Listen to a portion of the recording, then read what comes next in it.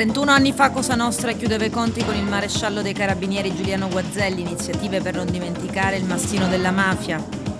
Torna il leitmotiv dell'aeroporto, sogni e speranze per un futuro normale.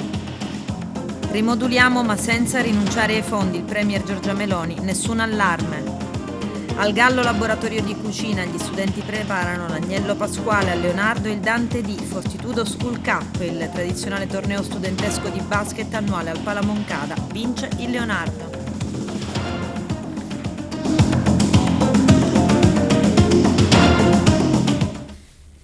Bentrovati gentili telespettatori al nostro appuntamento con l'informazione. 31 anni fa la mafia uccideva il maresciallo dei carabinieri Giuliano Guazelli in servizio alla caserma di Agrigento. L'agguato avvenne all'imbocco del viadotto Morandi intorno alle 13 del 4 aprile del 92. Guazelli era la memoria storica della mafia agrigentina e non solo. Oggi il ricordo. Vediamo. La scia di sangue comincia il 12 marzo con un politico, Salvo Lima. Il 4 aprile prosegue con un investigatore di razza, Giuliano Guazelli, maresciallo dei carabinieri, massacrato ad Agrigento lungo il viadotto Morandi. Poi i due botti, il 21 maggio la strage di Capace, il 19 luglio quella di Via D'Amelio. Il 92 passa alla storia come l'anno delle stragi di mafia, degli omicidi eccellenti. Il 4 aprile ad Agrigento cade il mastino dell'antimafia, il maresciallo Guazelli, la memoria storica della mafia nell'Agrigentino, ma non soltanto perché il sottufficiale aveva una conoscenza profonda di tutti i meccanismi di Cosa Nostra nell'intera Sicilia. Quel giorno di 31 anni fa era un sabato, vigilia delle elezioni politiche, le ultime della Prima Repubblica. Come ogni giorno Guazelli, dopo aver lasciato la caserma, s'avviava con la sua ritmo color verde verso Menfi, dove abitava con la famiglia. Lo precede un furgoncino bianco. Giunto alla fine del viadotto Morandi, gli sportelli del furgoncino si aprono ed è l'inferno. Il corpo di Giuliano Guazelli viene raggiunto da decine e decine di colpi. Sul posto arriva un distrutto Paolo Borsellino. 31 anni dopo, il comando dei carabinieri di Agrigento parla ancora di Giuliano Guazelli.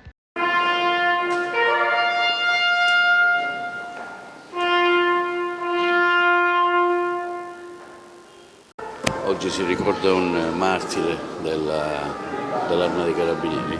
Un anniversario importante per un'Arma dei Carabinieri, un'istituzione fedele nei secoli che non dimentica i suoi eroi, non dimentica che in nome del dovere e del sacrificio è andato avanti. È andato avanti lasciandoci però un monito, quello di continuare a combattere per la libertà, per la democrazia, contro il male, contro il crimine organizzato. Una messa e un tributo anche sul luogo del delitto. Sì, una messa dedicata al maresciallo maggiore medaglia d'oro al valor civile Giuliano Guazelli e un tributo, la deposizione di una corona sul luogo dell'uccisione. A 31 anni dall'attentato, dall'omicidio del maresciallo maggiore Guazelli, dopo aver celebrato l'anno scorso il 30°, ci ritroviamo anche oggi a fare memoria di un uomo, uno sposo, un padre che ha dato la vita per il servizio della legalità e della giustizia. E non c'è amore più grande di questo, ci dice il Vangelo, dare la vita per i fratelli, operare per la giustizia, senza tradimenti, senza ombre. Lo ascrive tra i martiri della legalità, come già è stato definito. Allora è importante sottolineare questi appuntamenti con il ricordo che ne fa intimamente la famiglia, con il ricordo che ne fa l'Arma. Diventa così un ricordo esempio, un ricordo modello di condotta giusta. Ed è anche importante fare questo ricordo nella celebrazione eucaristica che è il modello del donare la vita in modo supremo, quella di Cristo, perché poi Lui, il Cristo, diventa modello per ogni credente, per ogni uomo e per ogni donna di buona volontà, io direi anche al di là della confessione di fede. Sì, oggi siamo qui in chiesa, la memoria è fondamentale, bisogna ricordare, far ricordare anche ai posteri quello che è successo tanti anni addietro proprio a causa della mafia. Il sacrificio di un uomo onesto, di un uomo che era dedito al proprio lavoro, di un uomo che ha voluto sacrificare la propria vita pur di dare un servizio allo Stato. Questo deve essere da esempio a tutti e penso che anche i nostri giovani ne possano trarre vantaggio.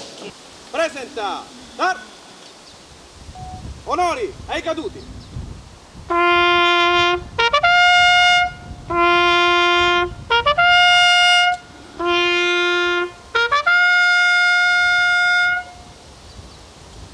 Presidente, oggi è una giornata importante, si ricorda un uomo della legge, un carabiniere, Guazzelli, purtroppo vittima in questo luogo della mafia. E ancora una volta, anche quest'anno come gli anni precedenti, ci ritroviamo qua insieme per rinnovare il nostro grazie al maresciallo Guazzelli, al suo sacrificio e a tutta l'Arma dei Carabinieri che continua ad assistere, a svolgere la sua opera. In fondo è grazie al sacrificio di uomini come il maresciallo Guazzelli che oggi è più facile fare l'azione di contrasto alla criminalità mafiosa. Era molto più difficile all'epoca. Oggi cerchiamo di rinnovare la nostra gratitudine verso questo, facendo tutti il nostro dovere. Le cure durante la latitanza di Messina Denaro e il mistero del fascicolo sanitario segreto. C'è il servizio. Delle motivazioni con cui il Tribunale del Riesame ha deciso di confermare il carcere per Alfonso Tumbarello, medico di base oramai in pensione che avrebbe curato l'ex superlatitante Matteo Messina Denaro attraverso l'identità del geometra Andrea Bonafede in cella. Anche lui emergerebbe un nuovo mistero, ossia il fascicolo sanitario elettronico del paziente sarebbe stato infatti secretato e non sarebbe stato dunque visibile a tutti, ma certamente questo, sostiene la procura, a Tumbarello era consentito. E come? Il medico però ha respinto sempre ogni accusa, sostenendo di non aver mai incontrato il capomafia e di aver curato a distanza Andrea Bonafede attraverso un suo cugino omonimo, anche lui in cella, poiché il paziente avrebbe voluto mantenere riservata la sua malattia, un tumore. Alla sua famiglia Tumbarello ha poi spiegato di aver prescritto quasi 140 ricette per esami e visite specialistiche al geometra, anche sulla scorta del percorso clinico del paziente custodito appunto nel fascicolo sanitario elettronico. L'ipotesi del procuratore Maurizio De Lucia e dell'aggiunto Paolo Guido e che la secretazione di quel fascicolo non sia stata affatto casuale e che sarebbe stato un ulteriore sistema per proteggere la latitanza di Messina Denaro, consentendogli tuttavia di accedere alle cure del sistema sanitario nazionale. La rete di fiancheggiatori dell'ultimo dei corleonesi è certamente ampia e finora ne sono stati scoperti soltanto alcuni e diversi di loro appartengono senz'altro come Tumbarello all'ambiente medico-sanitario, sul quale il boss ha dovuto necessariamente contare, che lo ha portato a sottoporsi a 2 delicati interventi con tanto di necessaria degenza in ospedale, sia a Mazzara del Vallo che alla clinica La Maddalena di Palermo, dove il 16 gennaio scorso è stato catturato. Era lo scorso 1 marzo quando ammetteva lo stesso Tumbarello di essere stato lui a combinare anni fa l'incontro tra Salvatore Messina Denaro, fratello dell'ex superlatitante, e l'ex sindaco di Castelvetrano Antonino Vaccarino, che all'epoca stava cercando di agganciare proprio il boss ricercato nel suo studio medico di Mattina, un incontro durato a suo dire un'oretta e mezza, al quale però nega di aver partecipato, così come nega di aver mai saputo che dietro al paziente Andrea Bonafede, malato di tumore, ci fosse sempre il mafioso. E questa la sintesi dell'interrogatorio del medico, di base arrestato, lo ricordiamo, per concorso esterno in associazione mafiosa, poiché invece, come sostiene la procura tutt'oggi, sarebbe stato perfettamente a conoscenza della reale identità di Bonafede. L'atto è stato depositato dal procuratore aggiunto Paolo Guido, dai sostituti Gianluca De Leo e Pierangelo Padova nell'ambito del ricorso al Tribunale del Riesame, che ha confermato il carcere per il professionista e risale al 9 febbraio scorso. Avevo 1200 assistiti e quindi non posso ricordare perfettamente chi veniva e chi non veniva, ammise giorni addietro. Penso che almeno inizialmente sia venuto Bonafede, Andrea il Pelato, penso, non lo posso dire per certo, riferendosi al cugino omonimo di Bonafede, arrestato pure lui per favoreggiamento, poiché sarebbe stato lui ad andare da Tumbarello per prendere le prescrizioni intestate al parente che aveva a sua volta prestato l'identità a Matteo Messina Denaro. Il medico invece ammise: potrebbe essere anche venuto lui la prima volta ad esibirmi questa certificazione, questo referto. Come mai però non veniva direttamente il paziente malato? Chiese il giudice. Gliel'ho chiesto più volte: perché non viene tuo cugino che ha questa patologia? Disse ancora Tumbarello. Mi è stata data la spiegazione che non voleva far sapere niente a nessuno, che come medico il segreto professionale è alla base della mia stessa deontologia. Corleone ricorda Francesca Morvillo, magistrato, moglie di Giovanni Falcone, morta con lui ai poliziotti di Scorta il 23 maggio 1992. Vediamo. Corleone ricorda Francesca Morvillo, donna, magistrato, moglie di Giovanni Falcone, anche lei morta con quei poliziotti di Scorta, ed il marito chiaramente. Quel funesto 23 maggio 1992, un ricordo molto particolare che in questi giorni ha già attirato tantissima gente nella strada che porta in piazza Falcone Borsellino, mentre l'artista Andrea Buglisi all'opera su un ponte della scuola intitolata proprio alla giudice sta per realizzare un'opera maestosa. Il grande murales raffigurante Francesca Morvillo però pare essere davvero pronto. È stato il comune a commissionare l'opera all'autore già noto per La Porta dei Giganti. L'inaugurazione della nuova opera Corleone avverrà il 17 aprile prossimo alla presenza del fratello della giudice morta Capaci, Alfredo. Quel giorno verrà presentato anche il libro Non solo per amore, dedicato proprio alla figura di Francesca Morvillo. Viene spesso ricordata solamente come la moglie di Giovanni Falcone. Scrivono così le autrici Cetta Brancato, Giovanna Fiume, Paola Maggio. La prefazione del libro, invece, è dell'ex ministro della giustizia Marta Cartabia, l'editore è Treccani.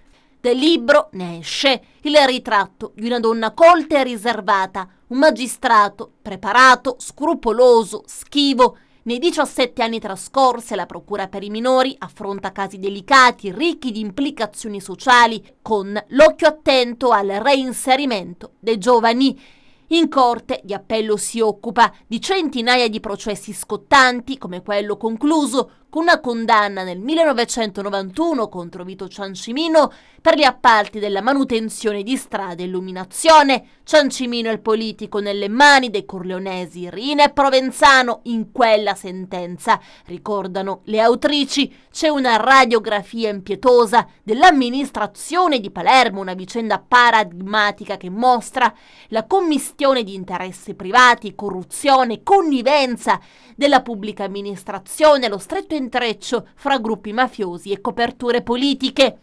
Così invece dice il sindaco Nicolò Nicolosi: il murale di Francesca Morvillo nella parte della scuola prospicente su piazza Falcone Borsellino conclude in maniera ideale il percorso che da piazza Garibaldi attraverso il corso Bentivegna unisce la sede della municipalità e i luoghi della formazione. Abbiamo pensato, e lo abbiamo fatto insieme con importanti rappresentanti di istituzioni dello Stato, che il modo più bello ed efficace di rappresentare plasticamente il cammino di riscatto della comunità corleonese non poteva che essere rappresentato al meglio dall'immagine di Francesca Morvillo. Lo sguardo dolce nonostante il rettangolo verde del vetro blindato, compagno di una vita sotto scorta, il sorriso che la mafia non ha spento neppure con il tritolo di Capaci, il corpo in direzione della scuola per proteggere i piccoli che ogni giorno riempiono le aule e i corridoi, la cornice che ricorda una vecchia e cara foto di famiglia presa da un album di chissà quanti anni fa e che ricorda proprio lei e che sarà sempre lei, Franca Francesca Morvillo. E così la città di Corleone adesso sarà sempre protesa a costruire un futuro di crescita e di libertà che riconoscerà nei valori per i quali ha vissuto la stessa Francesca Morvillo, e dunque ogni qualvolta i corleonesi alzeranno gli occhi verso l'istituto Don Giovanni Colletto, a lei dedicato, la vedranno lì, dolce e solare come sempre, e con un grande amore verso i minori. Agrigento, capitale della cultura nel 2025, già pronto il conto alla rovescia, c'è chi avanza richieste di normalità e chi sogna l'aeroporto. Vediamo. Le congratulazioni sono inversamente proporzionali alle preoccupazioni. Agrigento, regina d'Italia, Agrigento, capitale della cultura nel 2025. È già partito il conto alla rovescia, un'occasione di riscatto, ma si sa, più alto il traguardo, più profondo è il burrone. Ma non è tempo di essere disfattisti, c'è chi chiede normalità, ordinaria pulizia, comune manutenzione stradale al fianco dei blasonati progetti culturali. C'è chi sogna, chi pretende qualcosa di più. È tornato il leitmotiv dell'aeroporto. I primi ad avanzare sono gli architetti con in testa Rino Lamendola, che in un comunicato stampa scrive: offriamo la nostra disponibilità a sostenere le istituzioni competenti per bandire un concorso di progettazione finalizzato ad acquisire in pochi mesi un progetto di fattibilità tecnica ed economica per la concreta realizzazione di un aeroporto. Agrigento, prosegue la nota stampa, è su scala nazionale una delle poche città capoluogo di provincia non dotata di uno scalo aeroportuale raggiungibile in meno di un'ora. Costerebbe meno di 5 chilometri di autostrade e sarebbe fondamentale per il rilancio dell'economia della nostra terra. Segue a ruota il deputato nazionale agrigentino Calogero Pisano, che scrive: sono fermamente convinto oggi più che mai che i tempi per la realizzazione di un aeroporto ad Agrigento siano maturi e per questo metterò in essere tutte le azioni necessarie all'avvio di un percorso che vada in tale direzione. Chiude il cerchio per oggi il circolo PD di Agrigento, che, come farebbe Pirandello, mette le mani avanti. Auspichiamo, scrivono, da parte dell'amministrazione una gestione attenta e trasparente. Noi, per parte nostra, vigileremo affinché questo avvenga. Il sogno di Agrigento, capitale della cultura, oggi è realtà. Ma che cos'è un sogno? Visione futura in cui si ripone fiducia o una speranza priva di fondamento? PNRR, rimoduliamo ma senza rinunciare ai fondi. Il premier Giorgia Meloni dice: nessun allarme. Il servizio di Lello Casesa. Saranno utilizzati tutti i fondi del PNRR, il Piano Nazionale di Ripresa e Resilienza, e stiamo lavorando per rimodulare il piano. Nessuna marcia indietro del governo, anzi. Stiamo lavorando, sottolineano fonti governative, per risolvere le criticità, ribadendo che il piano va rimodulato, eliminando i progetti che non possono essere portati a termine entro il 2026, ma lo spazio che si libera sarà utilizzato su altri progetti per i quali i finanziamenti possono essere spesi entro giugno 2026. La Commissione europea ha dato il via libera ad uno schema italiano da 450 milioni di euro per sostenere la produzione integrata di idrogeno ed elettricità rinnovabili nelle aree industriali dismesse, una misura finanziata nell'ambito del piano di resilienza nazionale. Gli aiuti hanno l'obiettivo di favorire la transizione verso un'economia a emissione zero per sostenere l'economia e le imprese europee nella transizione verde. Il sostegno pubblico stanziato dall'Italia assumerà la forma di sovvenzioni dirette a copertura dei costi di investimento, con un importo massimo per progetto di 20 milioni di euro, da stanziare entro il 31 dicembre 2025. I progetti saranno dunque selezionati attraverso una procedura di offerta competitiva, aperta e trasparente. Purtroppo abbiamo avuto già episodi e precedenti negativi in cui la ghettizzazione delle persone che abitavano prima nelle casette popolari o baracche, riportati tutti all'interno di un palazzone, come ad esempio i 189 alloggi a Visconte, è stata un'operazione totalmente fallimentare di risanamento, per cui già abbiamo un precedente che ci fa storia affinché non si ripeta. Per cui io sono contento che il subcommissario Scuria abbia detto questo. Una presa di posizione che dovrebbe incidere anche sul futuro gestisce i poteri speciali, bisogna dare delle risposte. Allora le case da dove si devono trovare? Perché comunque ancora sono molte le famiglie che vivono in baracca. Ma intanto nel tempo abbiamo visto come il risanamento sia cambiato anche il modo di approcciarsi e anche gli ambiti. Da 6 sono diventati oltre 70, perché? Perché si è capito fondamentalmente che ogni ambito è diverso e ogni zona e ogni famiglia va gestita in modo diverso.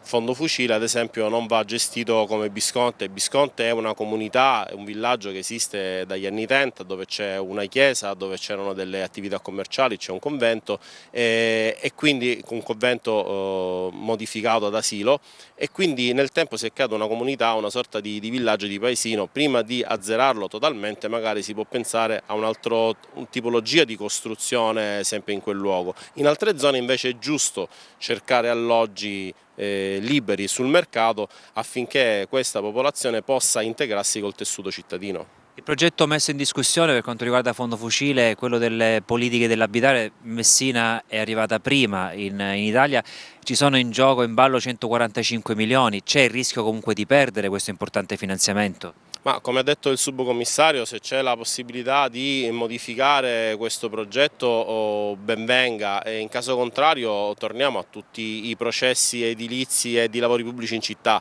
È bene prendere dei finanziamenti sicuramente, ma devono essere anche efficaci e produttivi per il territorio. Quanta fiducia c'è rispetto alla struttura commissariale? Si sta vedendo il lavoro che si fa nel risanamento?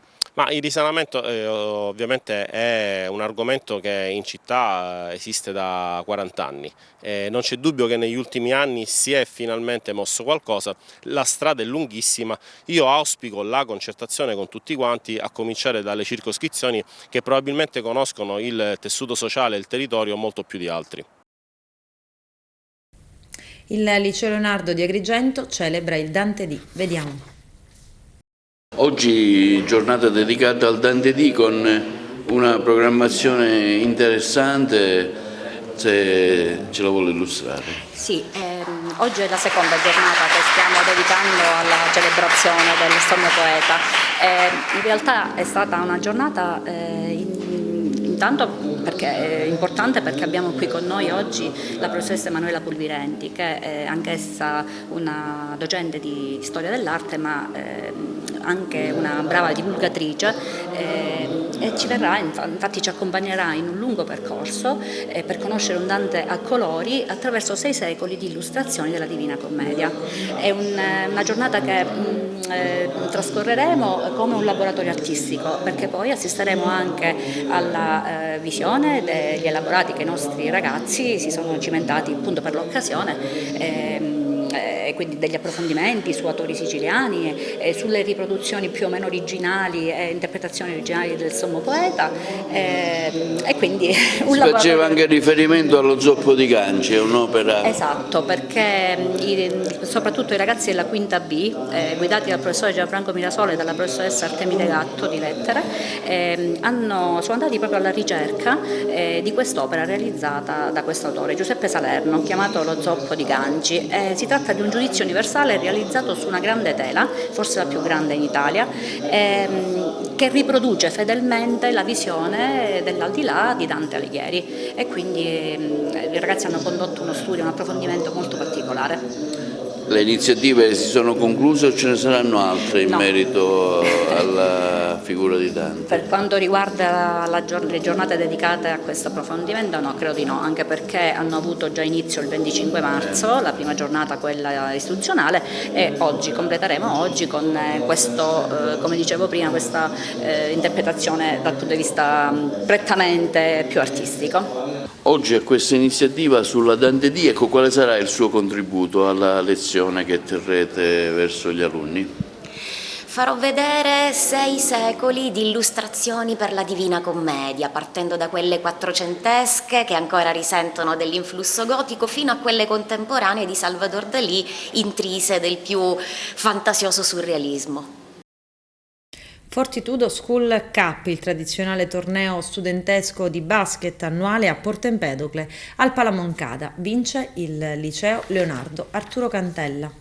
Oggi un interessante Fortitudo Cup che vede coinvolti diversi istituti superiori della nostra città, un momento sicuramente importante per la crescita dello sport. Abbiamo visto un palazzetto pieno in ogni ordine del posto. Bellissimo, un'emozione bellissima per noi del campo. È un'emozione vedere tutti questi ragazzi, circa 3.000 studenti, partecipare alla 6ª edizione della Fortitudo Cup. Partecipano 4 scuole, il liceo classico, il liceo Leonardi, Leonardo Ciacia e Politi, stanno dimostrando quando questi ragazzi hanno voglia di sport e voglia di pallacanestro. Un Palamongata bellissimo, pieno di gioia e felicità, e soprattutto è bellissimo vedere i compagni di squadra che supportano a mai finire tutti i loro compagni che stanno giocando. Il torneo è della Fortitudo, è stata un'idea mia e di Christian Maier che si è sviluppata poi negli ultimi 6 anni, siamo alla 6ª edizione, è un successo davvero che riempie il cuore, vedere così tanti ragazzi che affollano il palazzetto perché dimostrano che comunque i ragazzi hanno bisogno di questo spirito di aggregazione che va al di là delle dinamiche scolastiche, lo spirito di appartenenza alla scuola e la voglia di fare, di mettersi in mostra, ma soprattutto di fare per la propria scuola. Una giornata meravigliosa. Tra l'altro quest'anno, seppur per un motivo triste, i ragazzi hanno deciso di dedicare in maniera unanime il torneo al giovane Davide Licata, che purtroppo ci ha lasciato poco tempo fa, che era un abituato del Palamongata. Quest'oggi la sua famiglia è venuta, ha assistito al torneo e questo ci riempie di gioia perché è testimonianza del fatto che lo sport può essere quello stimolo anche in momenti davvero drammatici come questi per andare avanti. Congratulazioni a tutti i ragazzi che hanno partecipato e hanno dimostrato un grandissimo spirito sportivo. Lo sport trionfa sempre, se poi a vincere Leonardo siamo ancora più contenti. Sì, c'era molto nervosismo da parte dei giocatori del Leonardo perché sentivano molto questa partita. Un po' per i precedenti che ci sono stati, nel senso che sono stati detentori di questo titolo negli anni passati e quindi volevano confermarsi anche nella giornata di oggi. Abbiamo fatto una bella partita, era molto probabile che perdevamo contro loro visto che avevano una squadra completa, però ci siamo comportati adeguatamente, abbiamo fatto quello che potevamo. Quest'anno per pochi punti abbiamo perso, però ormai questa manifestazione è diventata una tradizione che le scuole di Agrigento hanno accolto bene. È un momento gioioso di convivenza all'insegna dello sport e del fair play. I nostri ragazzi hanno dato il meglio di loro nonostante gli infortuni, ma siamo molto contenti e soddisfatti e ringraziamo soprattutto la Fortitudo che ogni anno organizza questa bellissima manifestazione. Giornata di formazione tematica per gli studenti dell'Istituto Gallo di Agrigento. Oggi laboratorio di cucina dedicato all'agnello pasquale. Vediamo. L'Associazione Provinciale Cuochi e Pasticceri di Agrigento oggi una prova pratica per realizzare l'agnello pasquale di Favara e l'uovo di Pasqua ovviamente, no? La manifestazione si tiene qui al Niccolò Gallo all'Enogastronomico. Ecco, parliamone con gli attori principali. Oggi abbiamo messo in atto il primo tassello del protocollo d'intesa che abbiamo stipulato tra la scuola Niccolò Gallo e l'Associazione Provinciale Cuochi e Pasticceri di Agrigento, con questo progetto meraviglioso dove andiamo a portare uno dei prodotti d'eccellenza della nostra provincia per quanto riguarda la pasticceria, che è l'agnello pasquale di Favara, dove ci dà la possibilità di far manipolare ai ragazzi una materia prima che ha avuto dei riconoscimenti a livello della Comunità Europea. Infatti il pistacchio del Raffadale ha avuto la DOP e quindi per noi è un'opportunità di crescita professionale per i nostri alunni farli prestare in questi progetti che abbiamo condiviso con l'associazione Cuoche, perché abbiamo un unico intento, quello di formare il futuro professionista che possa trovare uno sbocco di lavoro immediato, dimostrando di avere delle alte competenze. Parliamo invece di questo agnello pasquale e dell'uovo di Pasqua. Sì, io intanto ringrazio anche l'associazione Cuoche e Pasticceria di Agrigento per avermi coinvolto, diciamo, in questa bellissima iniziativa. Io sono responsabile dei pasticceri di Agrigento e oggi abbiamo realizzato qua con i ragazzi delle uova di Pasqua fatti con il cioccolato fondente, cioccolato al latte. Abbiamo trasmesso anche questa passione, abbiamo fatto anche del temperaggio del cioccolato e poi un gruppo di ragazzi hanno voluto partecipare anche a fare, diciamo, dei cinghi in pasta di zucchero, dei pulcini, comunque, diciamo, abbiamo fatto un progetto. Ma il segreto brevemente, che sicuramente vorranno sapere le persone che cucinano da casa, che ci vedono, ecco, come fare diventare l'agnello pasquale buono? Allora, ha una ricetta segreta, tra cui è una ricetta segreta che anche io tramando da mia nonna, in cui sto portando avanti anche nella tradizione ai miei figli. È una ricetta particolare, però i due elementi più importanti sono il pistacchio di Raffadali, che ormai è un prodotto riconosciuto dalla Comunità Europea, DOP, e la mandorla siciliana, e poi lo zucchero. Questi sono gli elementi più importanti, e poi giustamente ogni pasticcere abbiamo la nostra dose particolare, ma una dose segreta che tramandiamo dal figlio al nipote e dal nipote a qualsiasi ragazzo che riusciamo a portare. In questo caso qui all'Enogastronomico Gallo, ovviamente, no? Sì, sicuramente sì. Qua c'è i ragazzi che magari stanno con le proprie mani, stanno realizzando l'agnello pasquale di Favara e anche l'uovo di Pasqua. La nostra associazione ha l'obiettivo quello di formare i ragazzi. Infatti oggi siamo sia al Nicolò Gallo che a Favara. Abbiamo un progetto per quanto riguarda, diciamo, l'agnello pasquale e le uova di Pasqua.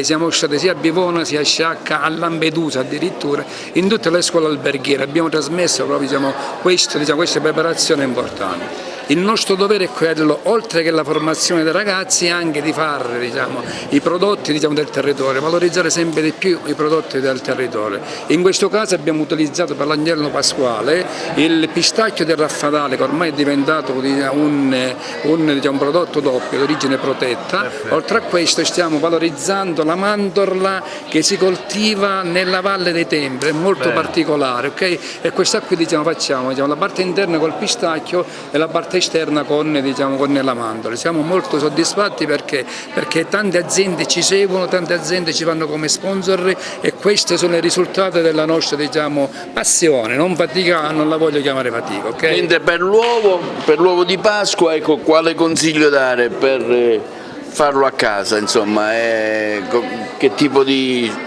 cioccolato usare, cacao, non so, mi dica. Sì, allora io ho il consiglio è quello di utilizzare, diciamo, un cioccolato al 50%, ok? Ma il segreto è il temperaggio si deve fare lo shock termico del cioccolato, così in questo modo, mentre si castellizza tutto, abbiamo, diciamo, l'uovo di Pasqua, ma ci vuole un po' di esperienza. Forse è meglio comprarlo. No, provarci, magari, diciamo, venire da noi quando facciamo i corsi, magari noi poi li pubblichiamo e quant'altro. Innanzitutto, diciamo, questi dolci rappresentano la Pasqua. Io auguro a tutti, diciamo, una buona Pasqua, una serena Pasqua a tutti, ok? E nel tavolo di Pasqua non fate mancare l'agnello pasquale, perché è la nostra tradizione, sono i nostri prodotti, è giusto che noi, diciamo, io preferisco l'agnello alla colomba pasquale, perciò ho detto tutto. Ascoltiamo ora uno dei ragazzi che ha assistito alla preparazione sia dell'uovo pasquale che dell'agnello pasquale di Favara. Una impressione?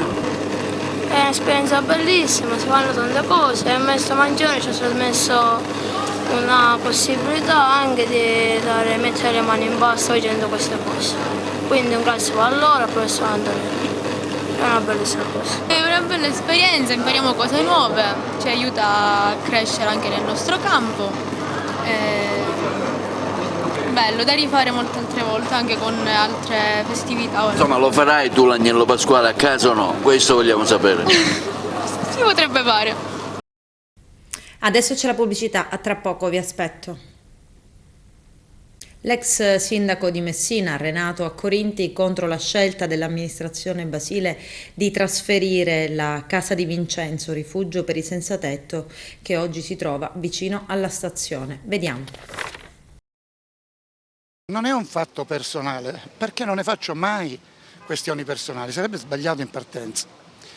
Che l'amministrazione fa una seconda casa di accoglienza, ma non sono felice di più, ne fa una terza. Stappiamo spumante, va benissimo, ma allora lo sa il mondo intero che chi è in disagio, che non ha un tetto, che sta fuori perché non può assolutamente, dormire, mangiare, ha bisogno di un rifugio e in tutto il mondo sono vicino alle stazioni. Per non andare a New York o andate alla stazione Termini, che tutti più o meno siamo passati, c'è un'infinità di persone e infatti vanno là le associazioni di volontariato. Bene che ci sono anche qua, che lavorano spesso nel silenzio. Bene, e allora trovate di nuovo un posto lì, stanno facendo quel lab, un posticino si può trovare anche all'interno o ne trovate un altro, ma vicino alla stazione. Non è una polemica, è una cosa normale, normale. Poi fate la seconda, la terza, anzi quando quella è piena, con le macchine prendete le persone e le portate là. Io un giorno, quando mi ricordo il 7 gennaio che era venuto l'arcivescovo a Messina, il primo giorno c'era una cerimonia al Duomo, io a mezzanotte finito, stava nevicando, sono tornato al comune, dovevo prendere una cosa e ho visto dei senza tetto lì con la neve, ho detto ma scusate perché non andate alla casa di Vincenzo? Ho detto è piena. Allora ho aperto il comune e li ho fatti stare 15 giorni là dentro. Poi il nome, date quello che volete, ma la casa di Vincenzo non è un fatto personale, al di là che conoscevo Vincenzo, ma che lavoriamo per queste cose, per queste bassezze. Vincenzo ormai, quando dici casa di Vincenzo, nel sentire comune è una cosa bella, al di là di quale amministrazione, non ha importanza chi l'ha fatta, togliamo i nomi dei sindaci e degli amministratori, quella cosa è bella, tutti hanno avuto veramente una gioia di avere questo luogo, le società devono stare attente agli ultimi. Allora, ritieni che si stia facendo abbastanza in questa città per sostenere gli ultimi, per aiutarli? Guarda, ti ripeto, siccome non sono per fare le polemiche, lavorate, fate tutto il massimo per la gente, a cominciare dagli ultimi. Ma questa cosa, la casa di Vincenzo deve rimanere anche come nome fuori Messina. Molti conoscono la casa di Vincenzo, andando a Roma, a Milano, sapevano di questa storia ed erano molto felici. Ora lasciamo questo nome in un posto vicino alla stazione. Avete fatto quello, sono felice, fatene ancora altri. Non è polemica, è essere propositivi. Ognuno di noi deve fare qualcosa, non è che bisogna avere il ruolo di chissà che cosa dentro le istituzioni, anzi il ruolo del cittadino è quello più importante, lo ritengo da sempre e perciò dobbiamo dare a ognuno di noi una spinta. Inaugurata al Mudia, il Museo Diocesano di Agrigento, la mostra di Giuseppe Agnello, Redento, fragilità e spiritualità dell'uomo contemporaneo, sarà fruibile fino al 30 maggio. Vediamo. Per la prima volta l'arte contemporanea sbarca al Mudia. Sì, con questa mostra Redento ci apriamo verso nuove frontiere, verso l'arte contemporanea e soprattutto verso un'opera d'arte realizzata da un artista del nostro territorio, il professore Agnello, uno scultore di Racalmuto.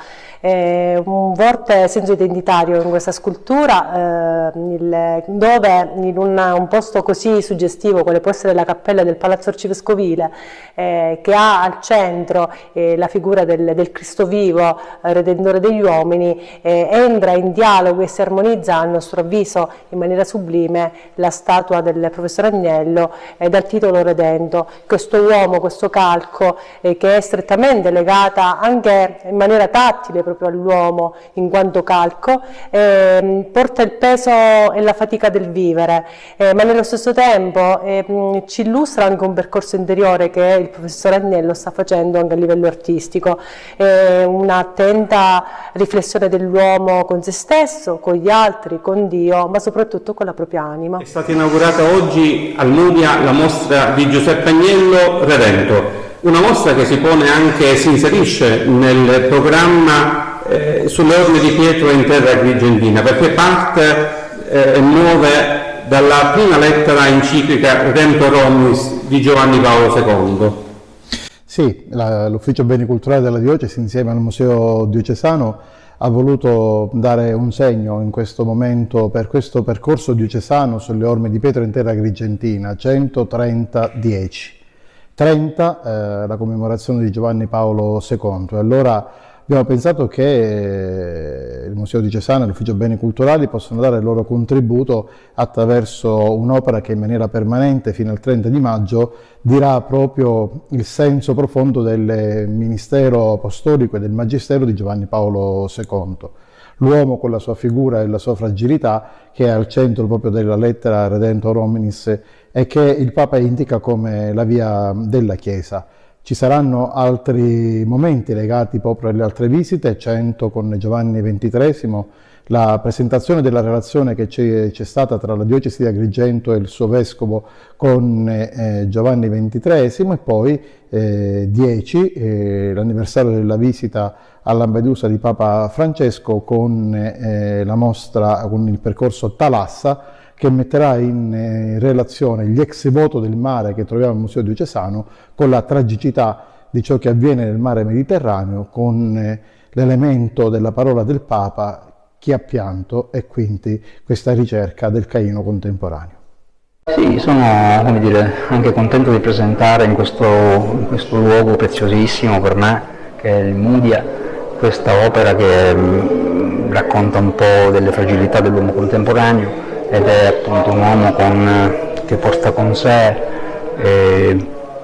le proprie sofferenze, quindi il simbolo della croce e della corona, scusi, racconta appunto delle sofferenze dell'uomo in questa terra.